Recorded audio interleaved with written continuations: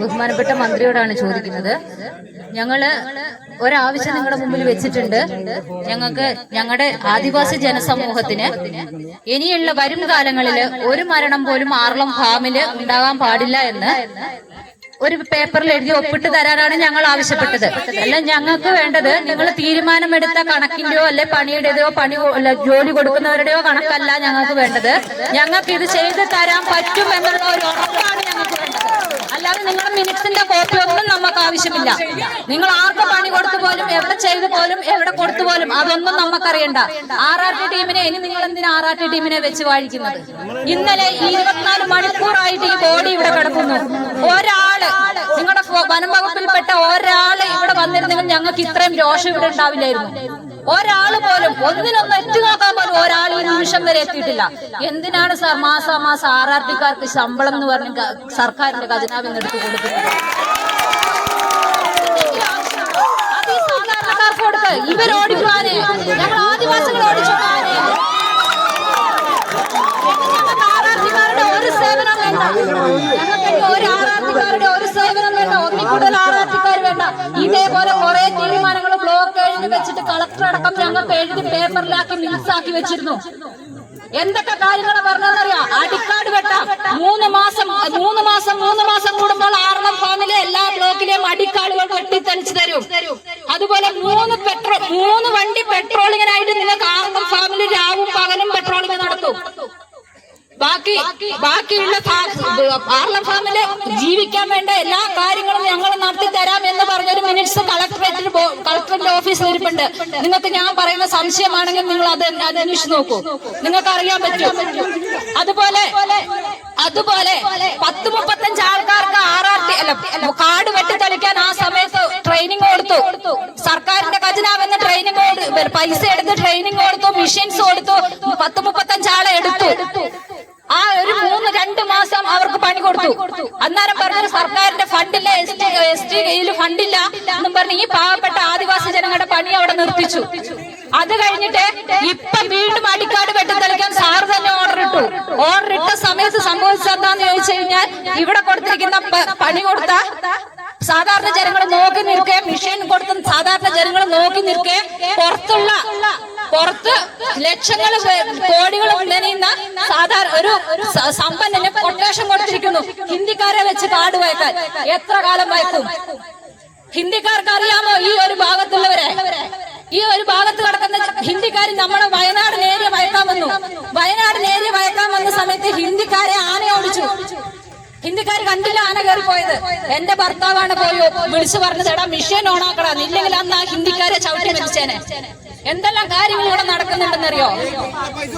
അതുപോലെ ഇപ്പം സാറ് പറഞ്ഞു ആനമതിലിന്റെ പണിയെന്ന്. ആനമതിലിന്റെ പണി ആദ്യം 10 മാസത്തേക്കല്ലേ കൊടുത്തത്? 10 മാസത്തേക്ക് കൊടുത്ത പണി ഇപ്പൊ 5 വർഷമായി. എവിടെ പോയില്ലേ ഈ അതെടുത്ത കൺസ്ട്രക്ഷൻ വർക്കുകാര്? ഇനിയും അവർക്ക് തന്നെയാണോ നിങ്ങൾ ഇനിയും പണി കൊടുക്കാൻ പോകുന്നത്? അവരുടെ പേരിലെടുക്ക് ഈ 2 ജീവൻ പോയതിന്റെ കേസ് അവർക്ക് കൊടുക്ക്, അവരുടെ പേരിലെടുക്ക്. കാരണം അവർ ആ പണി കൃത്യമായും സത്യസന്ധമായും ചെയ്തിരുന്നെങ്കിൽ ഞങ്ങൾ 2 ബോഡി ഈ വഴിയിൽ വെട്ടി സാറിനെ ഈ പാതിരാത്രിയിലൂടെ വിളിച്ചു വരുന്ന ആവശ്യം വരില്ലായിരുന്നു.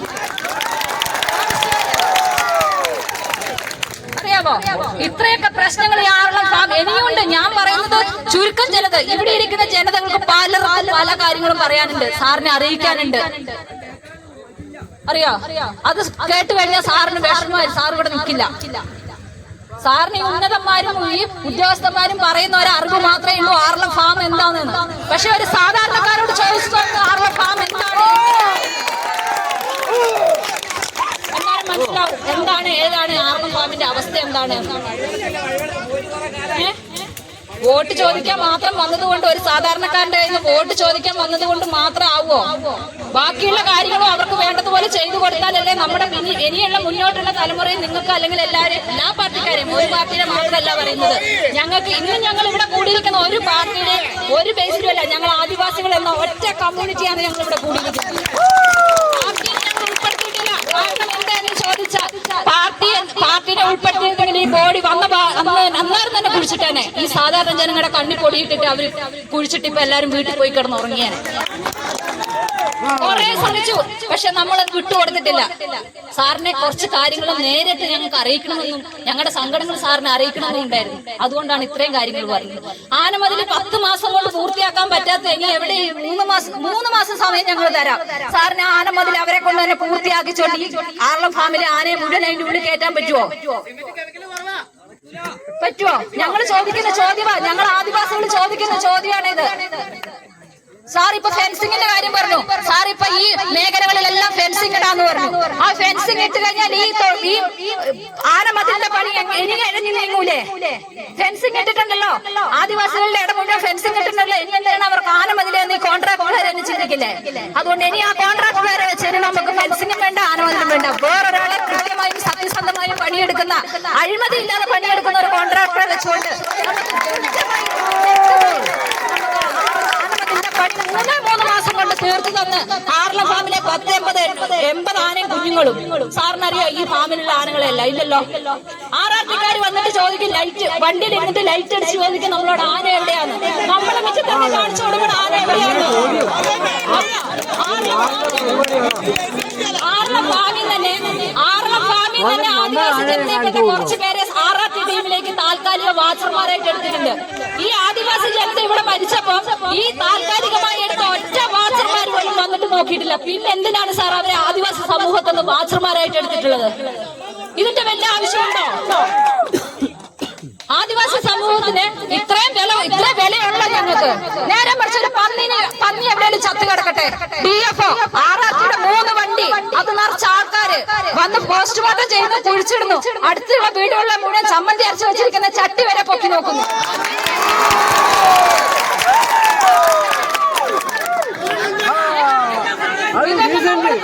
ഞങ്ങൾ പറയാതെ ഞങ്ങളുടെ മനസ്സിൽ ഇത്രയും കൊല്ലങ്ങളായിട്ട് ഞങ്ങളുടെ മനസ്സിനുള്ളിലുള്ളതാ. അതുകൊണ്ടാണ് ഈ 2 ബോഡി 24 മണിക്കൂറായി. ഞങ്ങൾക്കറിയാം മനുഷ്യ ശരീരമാണ്, ചീയും മണക്കും, നമുക്ക് ബുദ്ധിമുട്ടാണ്. ഈ ഉദ്യോഗസ്ഥന്മാർ ഇന്നലെ 2 മണി 2:30 മണി പോലീസ് ഉദ്യോഗസ്ഥന്മാരെല്ലാം ഉണ്ട്. ഈ പറയുന്ന എല്ലാവരും ഇവിടെ ഉണ്ട്. എല്ലാവർക്കും ബുദ്ധിമുട്ടാണ് എന്ന് ഞങ്ങൾക്കറിയാം. ഞങ്ങൾ മനുഷ്യരാണ്, ഞങ്ങൾക്ക് മനസ്സിലാവും. പക്ഷെങ്കിൽ ഞങ്ങളുടെ വിഷമങ്ങൾ ഞങ്ങൾക്ക് സാറിനെ നേരിട്ട് അറിയിക്കണമെന്നൊരു ആവശ്യമുള്ളത് കൊണ്ട് മാത്രമാണ് സാറ് വരാതെ ബോഡി ഞങ്ങൾ ഇവിടുന്ന് വിട്ടുകൊടുക്കില്ല എന്ന് പറഞ്ഞത്. ഫാമിൽ നടക്കുന്ന പല കാര്യങ്ങളും സാറൊന്ന് അന്വേഷിച്ചു നോക്കും, അപ്പം മനസ്സിലാവും.